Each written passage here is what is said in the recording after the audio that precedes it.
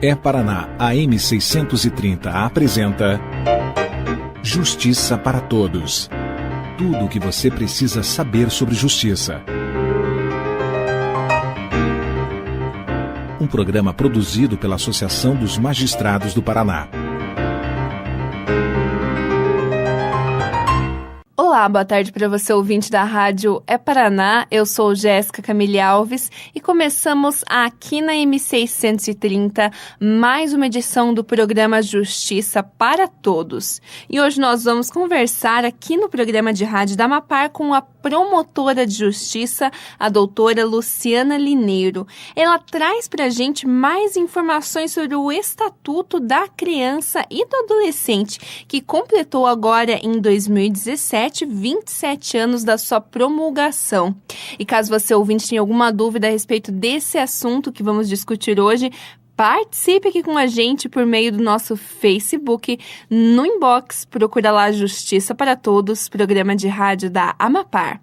Quero cumprimentar aqui a doutora Luciana. Boa tarde, doutora, e muito obrigada por aceitar novamente nosso convite. Boa tarde, Jéssica. Boa tarde, ouvintes. É um prazer estar aqui e poder contribuir um pouquinho com esse programa tão importante.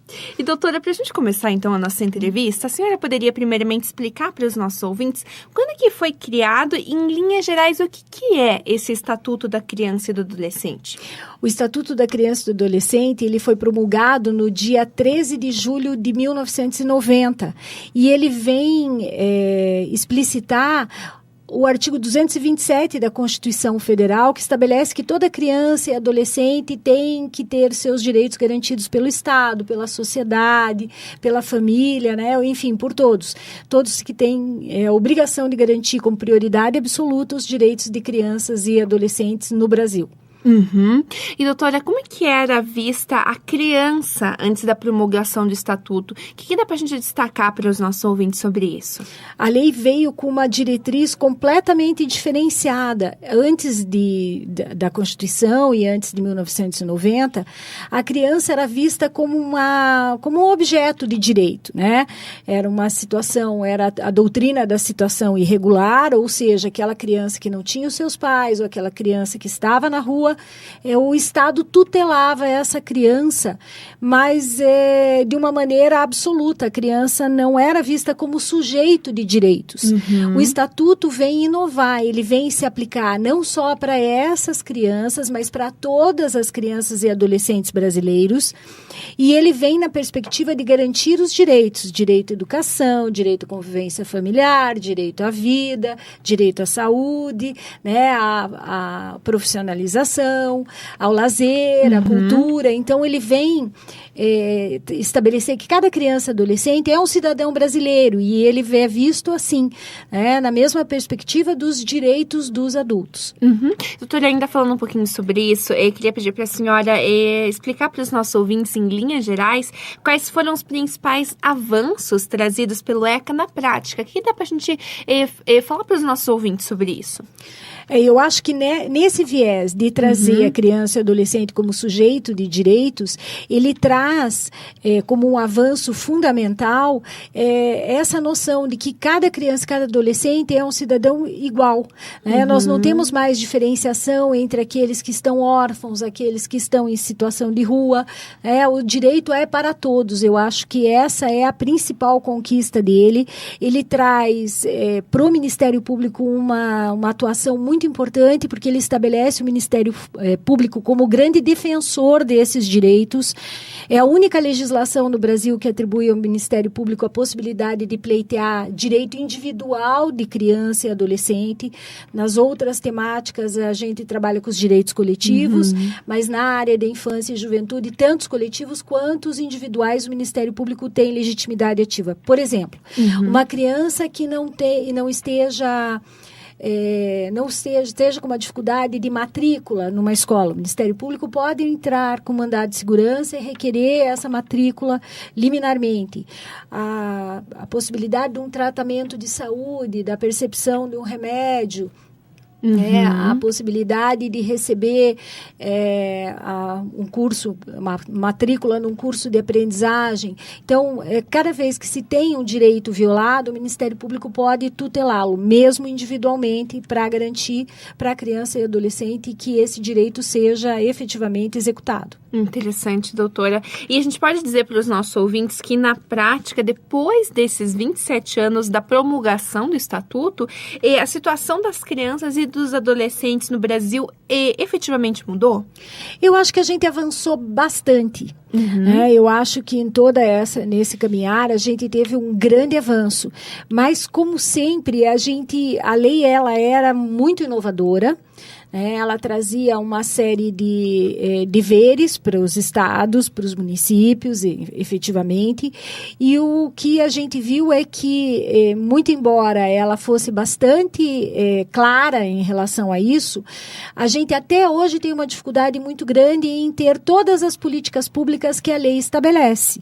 A lei estabelece, lá desde 1990, programas de apoio e amparo às famílias. São raros os municípios que tenham esses programas.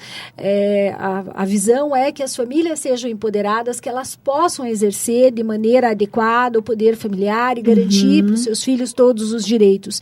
Mas a gente tem uma dificuldade muito grande em relação a esses programas e a efetivação completa dessa política pública.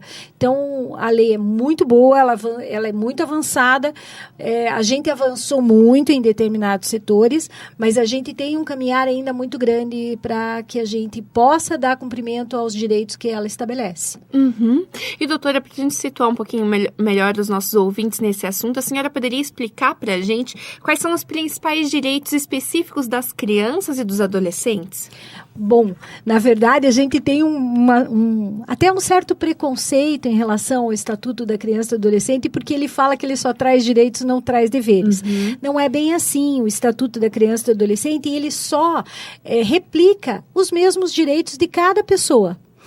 Direito à vida, direito à saúde, direito à educação, direito à cultura, ao lazer, à aprendizagem, a convivência familiar e comunitária são os principais direitos que o Estatuto traz em relação à criança e adolescente, que são os mesmos direitos de qualquer cidadão brasileiro. E ele traz, sim, a responsabilização em relação à eventual prática de condutas inadequadas, que é principalmente para os adolescentes, ou seja, quem de 12 anos para cima, que são a prática de atos infracionais, onde vai haver aplicação de medidas socioeducativas. A perspectiva é um pouquinho diferente em relação à responsabilização criminal. Justamente porque se está trabalhando com uma criança, um adolescente, no caso, que está em desenvolvimento. Então, a perspectiva é que se aplique uma medida, mas essa medida tem um caráter educacional, pedagógico. Sim. Muito embora ela possa ser grave, ela possa ser até restritiva de liberdade, mas o viés dela é sempre educacional. É sempre levar em conta que ainda é um ser em formação e que, por conta disso, ele necessita de uma intervenção pensada, planejada e que faça com que ele reflita o que ele fez errado e possa restabelecer um novo rumo. Também sempre a gente se preocupa que a família esteja envolvida. Não adianta a aplicação de uma medida só para adolescente sem que a família desse adolescente também integre esse processo, porque muitas vezes o que aconteceu é que por falta de um olhar mais cuidadoso da família, ele acaba indo praticar uma conduta inadequada. Então a família também precisa ser acompanhada e ser engajada nesse processo socioeducativo. E em linhas gerais seria basicamente isso, O Estatuto garante direitos básicos da pessoa humana e faz com que também nos casos em que haja um excesso, o adolescente possa ser responsabilizado. Essa questão de que a criança que se tira a autonomia dos pais também é uma questão que não existe, Pelo contrário, a legislação ela é muito preocupada em garantir a autonomia da família e dos pais, na questão educacional, na questão da criação dos seus filhos e trazer para o Estado a obrigação de ajudar essa família sempre a exercer de forma adequada os seus deveres. É muito interessante, né, doutora, essa disposição do ECA que a criança ela é responsabilidade do Estado, da família e também da sociedade, né? Exatamente, porque o que o Estatuto quis dizer é que todos devem se envolver, por como a criança e o adolescente é um ser em formação e ele vai precisar de uma atenção diferenciada para que a gente tenha uma sociedade melhor, é dever de todos. Na verdade, né?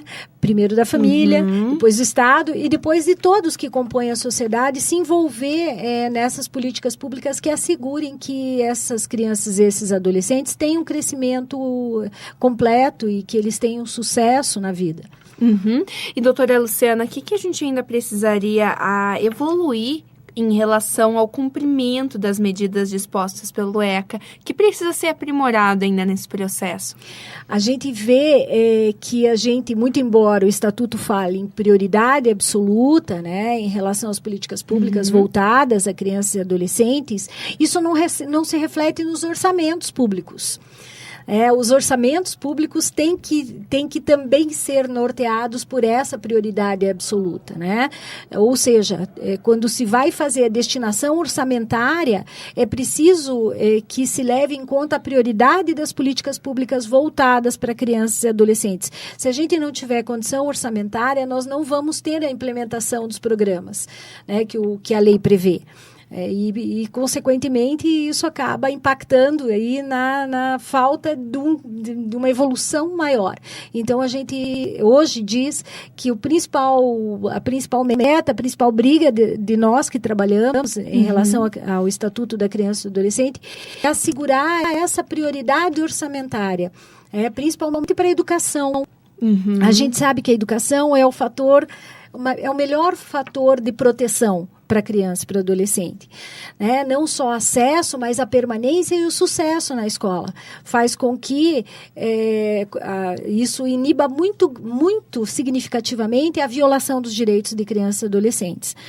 A permanência das crianças na escola, o sucesso delas na escola faz com que a gente tenha um índice muito menor de violências praticadas, uma evolução social muito maior. Então, a questão da educação é uma questão muito importante, muito significativa.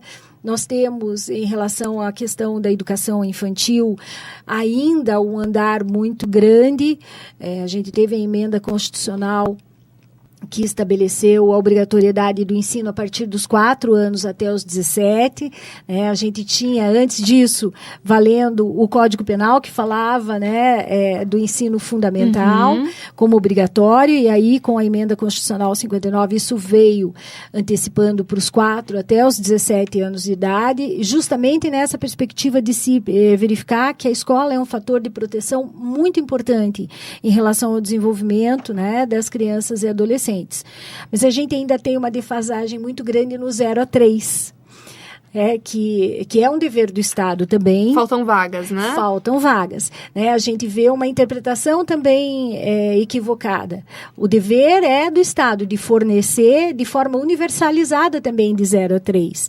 É facultativo para a família, matricular essa criança dos 0 aos 3 anos. Mas o Estado deve oferecer a vaga e a gente sabe que aí nós temos um déficit muito grande e uma necessidade de avanço muito grande ainda nesse sentido.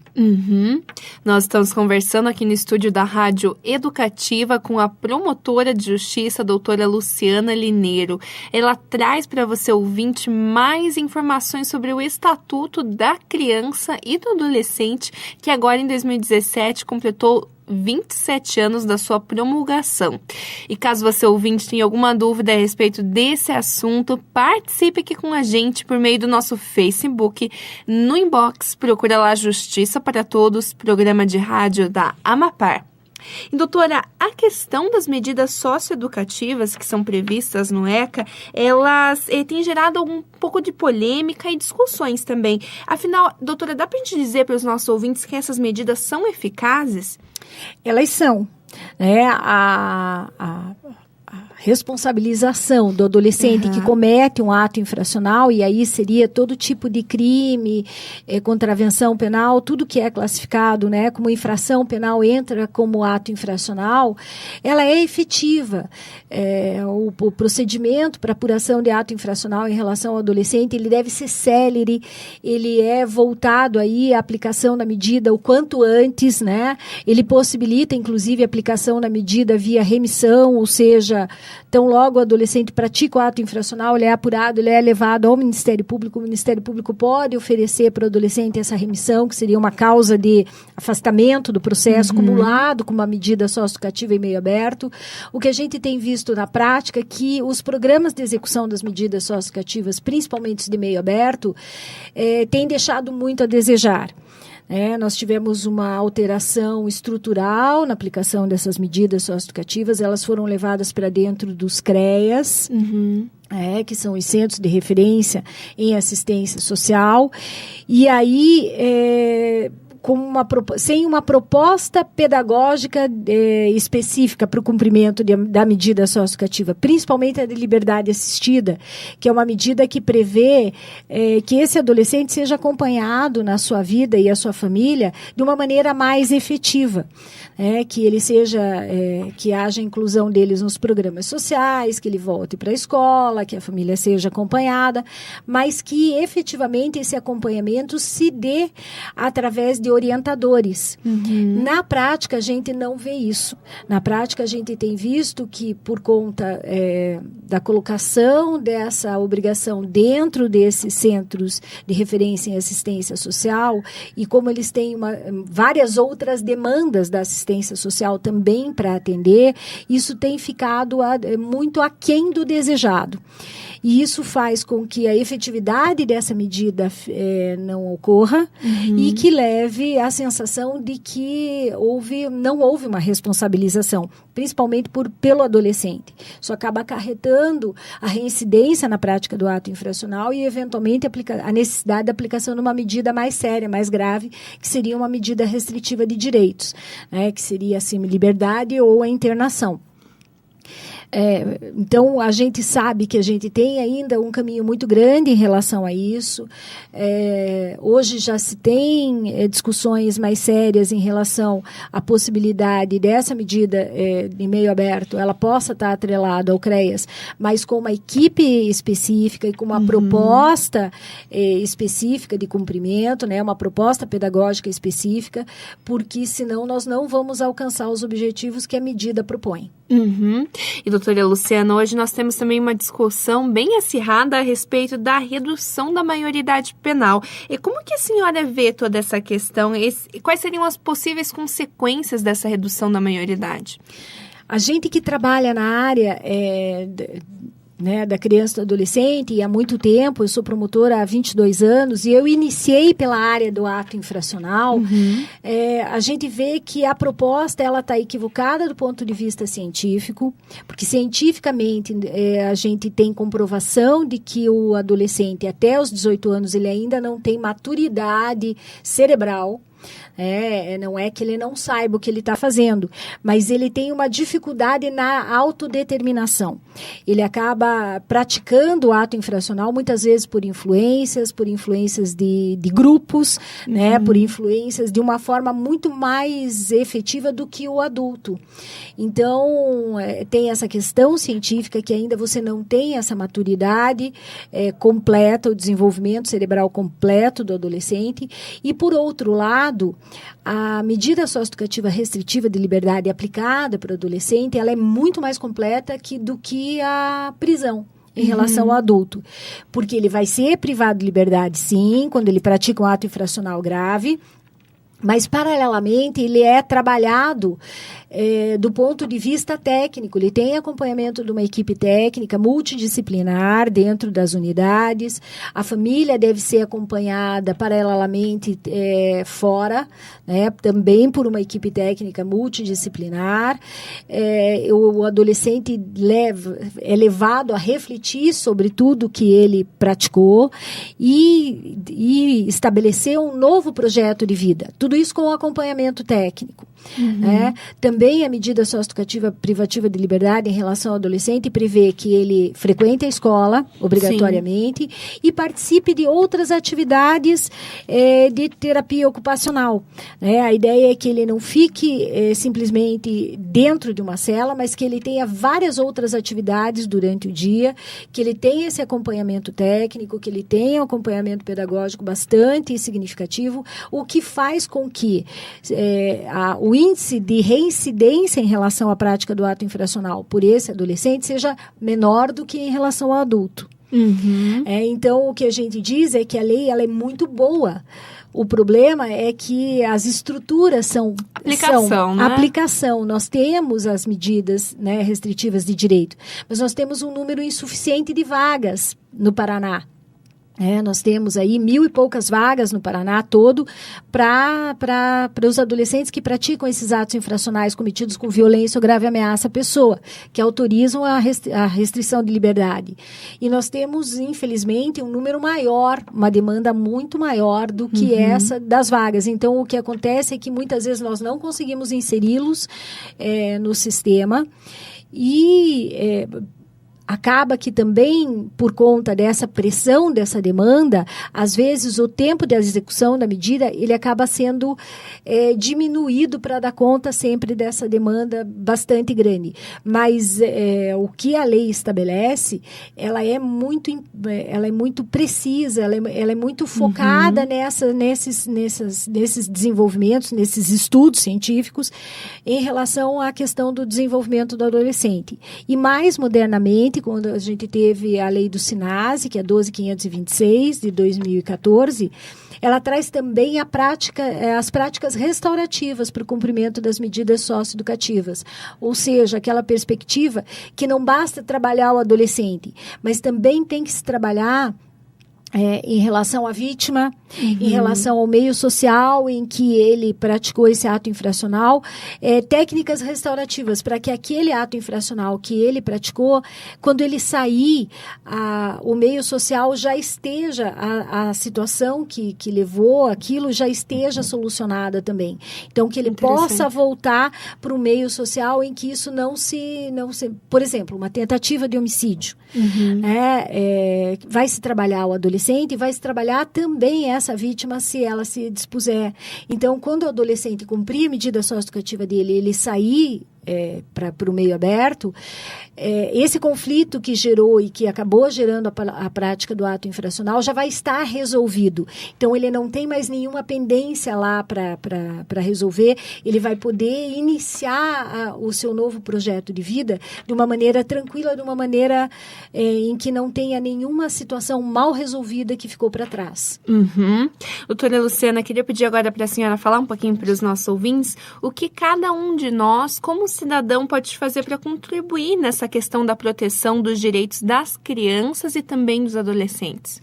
Eu acho que o cidadão, ele deve participar do seu espaço comunitário, ele deve participar dos conselhos municipais dos direitos da criança e do adolescente. São espaços democráticos em que há representação governamental e não governamental paritária, mas que é aberto à população. Ele vai poder ver o que está sendo discutido no seu município em relação aos projetos voltados para crianças e adolescentes. Ele vai poder participar das discussões do orçamento público que passa por esse Conselho Municipal dos Direitos. O Conselho Municipal dos Direitos é que delibera a política no seu município, então ele pode participar dessas discussões. A eleição dos conselhos tutelares também é um espaço extremamente importante. Os conselhos tutelares foram concebidos como órgãos de proteção dos direitos da criança e do adolescente, eleitos pela comunidade. Então, participar dessa discussão, dessa eleição e poder cobrar do seu conselheiro tutelar aí que ele atue na garantia é extremamente importante. São espaços que a lei estabelece para a participação popular realmente. E isso faz com que a política pública no município ela seja muito mais rica, que ela possa evoluir.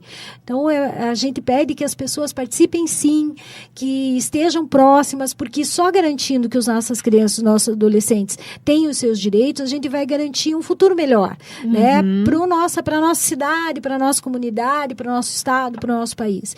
Né? A lei deu mecanismos muito bons em relação a isso. E, doutora, qual que é o papel desempenhado pelo Ministério Público nessa área?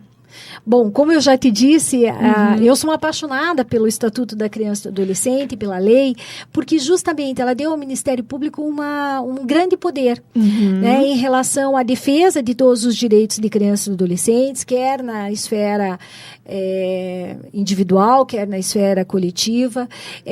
O Ministério Público também trabalha nesses espaços que são os conselhos de direitos, como órgão de fiscalização, verificando efetivamente se os orçamentos públicos prevêem as rubricas voltadas às políticas públicas de crianças e adolescentes, ou seja, ela traz uma missão muito grande para o Ministério Público nessa área, entendendo a relevância do direito dessa população infanto-juvenil. Ela dá ao Ministério Público essa atribuição de ser um grande defensor desses direitos. Então, a nossa missão é bastante grande e a gente diz para as pessoas que sempre que elas tiverem dificuldade em relação a algum direito de criança e adolescente, vá procurar o promotor da sua cidade, porque ele com certeza vai atuar e vai poder resolver a situação. E, doutora Luciana, conta um pouquinho para os nossos ouvintes sobre como é que tem sido a experiência profissional da senhora como promotora atuando nessa área da criança e do adolescente. Pois é, como eu te disse, eu tenho 22 anos de Ministério Público e eu iniciei pela área da criança e do adolescente. Eu iniciei trabalhando numa vara de adolescentes em conflito com a lei, né? Numa vara de socioeducação. Isso fez com que eu voltasse para esse lado de uma política social muito grande, fez com que eu aprendesse a trabalhar junto com outros profissionais de outras áreas, porque em matéria de criança e adolescente, o conhecimento jurídico não basta. A gente precisa trabalhar em conjunto com a assistência social, com a psicologia, com a pedagogia, né? Porque todos esses conhecimentos somados vão dizer qual é o caminho mais importante em relação àquele adolescente, em relação àquela família. Fez com que eu crescesse muito nesse sentido, nesse aspecto. Fez com que eu pudesse olhar de uma maneira muito mais humana, né, para as demandas, porque nessa área a gente tem que estar com as portas abertas, tem que receber as pessoas, tem que receber a população. Me fez ser uma pessoa melhor, né? Eu devo também ao Estatuto aí, a área da infância, um desenvolvimento muito melhor enquanto profissional e enquanto pessoa também. Legal, fez eu olhar o outro ser humano como fosse meu filho. Cada criança e cada adolescente que viesse, cuja família viesse até mim, eu pensar, puxa, podia ser o meu filho. Então, eu tenho que fazer tudo possível para conseguir que essa criança, que esse adolescente supere essa dificuldade e cresça de uma maneira melhor. Fez eu ter essa noção. Acho que eu sou muito grata aí a trilhar esse caminho. Experiência bacana. Nós conversamos hoje aqui no estúdio da Rádio Educativa com a promotora de justiça, doutora Luciana Lineiro. Ela trouxe para você, ouvinte, mais informações sobre o Estatuto da Criança e do Adolescente. E você, ouvinte, sempre pode participar aqui com a gente, dando sua opinião, falando a sua dúvida, ou até mesmo sugerindo algum tema aqui para o nosso programa, por meio do nosso Facebook, no inbox. Procura lá Justiça para Todos, programa de rádio da Amapar. Doutora Luciana, infelizmente nosso tempo está acabando, mas para a gente finalizar, quero deixar a senhora à vontade para expor as suas considerações finais sobre esse assunto que a gente discutiu aqui hoje. Obrigada. Eu só queria dizer para as pessoas que, se elas tiverem dificuldade nessa área, que vão procurar o promotor de justiça. O Ministério Público está sempre de portas abertas, deve atender sempre a população e, principalmente nessa área, ele tem condições de resolver efetivamente aquelas situações de violações de direito de criança e adolescente. Então, se alguém está com uma dificuldade, quer seja de educação, de saúde, né, de aprendizagem, qualquer área que envolva direito de criança e adolescente, vá procurar o Ministério Público, com certeza ele vai conseguir resolver a sua situação.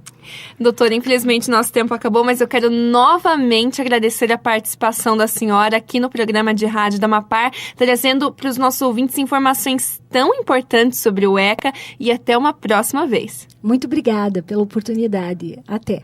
E a gente fica por aqui com o programa Justiça para Todos e voltamos amanhã às 3h da tarde. É claro, ouvinte, espero a sua companhia. Um ótimo dia e até lá! A E-Paraná AM 630 apresentou Justiça para Todos. Tudo o que você precisa saber sobre a justiça.